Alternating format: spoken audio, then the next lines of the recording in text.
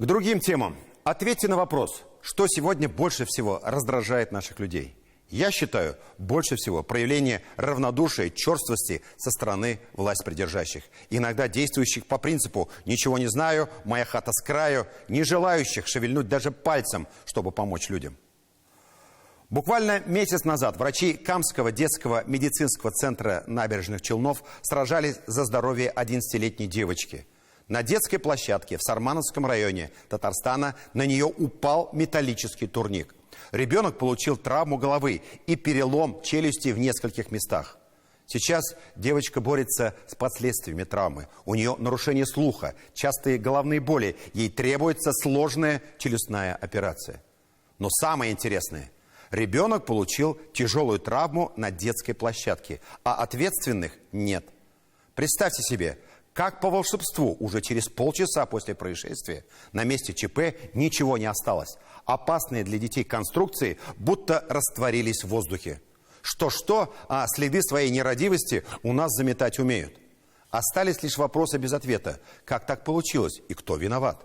Впрочем, сама детская площадка вдруг стала ничейной. Местные власти так прямо и сказали. Никакого турника не было и быть не могло. Да и сама детская площадка на балансе местной администрации не значится. Диляра Юсупова. Обо всем по порядку.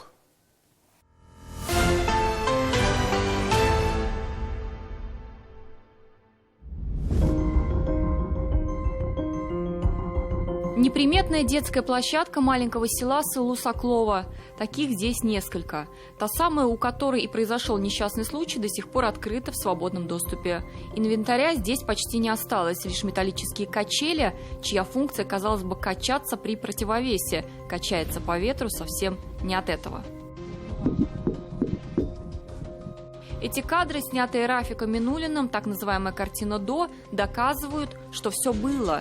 Была и горка, и турник. Тот самый, что и свалился на голову его внучки. Тут был рукоход, Амина сидела здесь. На рукоход поднялся одноклассник Амины. Он стал шататься, мальчик спрыгнул, а рукоход упал на голову Амины. В результате перелом челюсти с двух сторон. Уже буквально 40 минут.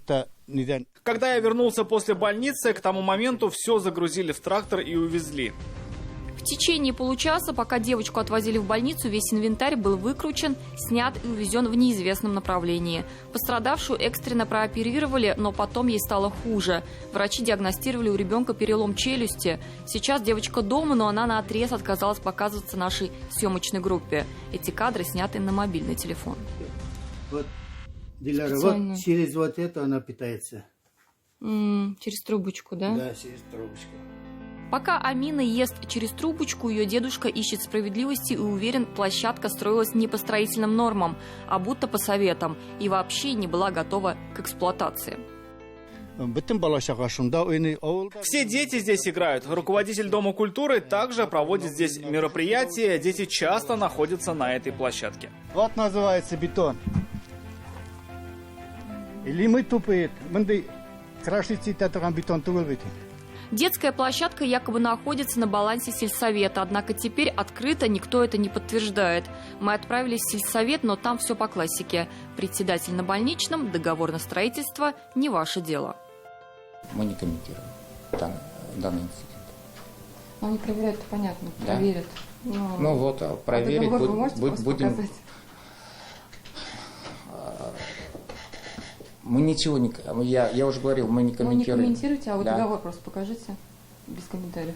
А почему вам нужен договор? Я хочу посмотреть, есть он вообще, нет. Что там написано? Нет, мы не можем показать. Почему? Ну, вы спросили, мы ответили. Договора мы так и не увидели, зато в интернете есть информация о закупке. Окончательная цена – 2 миллиона рублей. Неэкспертному глазу, конечно, сложно судить, стоит ли эта площадка таких денег. Главу сельсовета мы буквально выловили у больницы. И тут началась игра «Поймай меня, если сможешь». Скажите про детскую площадку. Она же на вашем балансе? Нет, не на моем. На балансе сельсовета? Нет. А на чем? Потому что не на моем балансе парк. Парк еще не достроен. Я к этому никакого не имею. Парк не мой. Но вы контролировали это? Нет. Почему? Парк как не твой? Он на твоем балансе сидит. Нет, парк Деньги на моем оплачены, балансе. все сделано. Следователи все проверяют. Да, она все обманывает. Не мое, не знаю, в глаза не видела, села и уехала. А между тем местные правоохранительные органы отказывались возбуждать дело, пока не вмешалась республиканская прокуратура и Следственный комитет. Дело таки возбудили, правда, в отношении кого, снова непонятно. По факту травмирования ребенка в отношении неустановленных лиц возбуждено уголовное дело по статье «Оказание услуг, не отвечающих требованиям безопасности». В настоящий момент по уголовному делу проводятся необходимые экспертизы. Ведутся допросы свидетелей произошедшего. Кроме того, ведутся иные мероприятия, направленные на установление всех обстоятельств произошедшего. Также устанавливается круг лиц, причастных к совершению данного преступления. Впрочем, по словам Рафика Минуллина, местный районный следственный комитет бездействует. Не осмотрели место, а по делу семья Минуллиных из пострадавших вдруг превратилась в свидетелей. Ответственное же лицо не установлено. В самой администрации района нам пояснили, площадка построена в рамках федеральной программы, но всей организацией строительства занимался сельсовет. Парки в сельских территориях благоустраиваются благодаря федеральным целевым программам развития сельских территорий. И в период строительства парков мы стараемся софинансировать. В данном случае сельское поселение приобрело детскую площадку. И на данный момент объект еще завершается. Строительство, да. То есть он не был до конца достроен или как?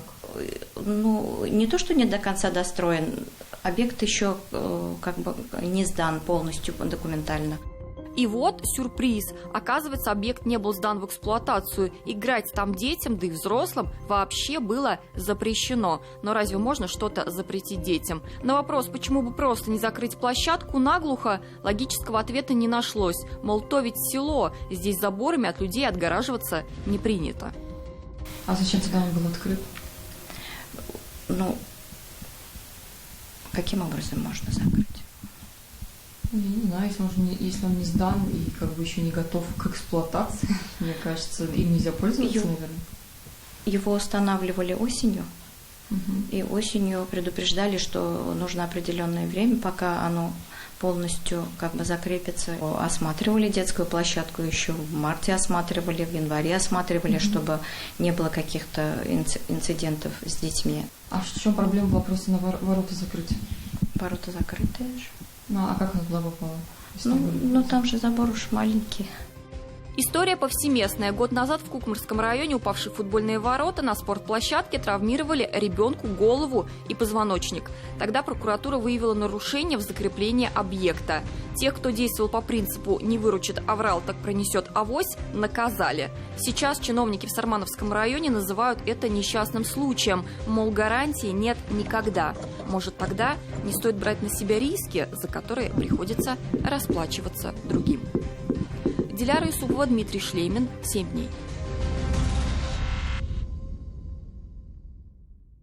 На что мы надеемся, показывая этот сюжет? Надеемся на совесть, чувство сострадания и желание помочь ответственных лиц Сармановского района. На то, что человеческие чувства смогут открыть наглухо застегнутые футляры их зачерствевших душ.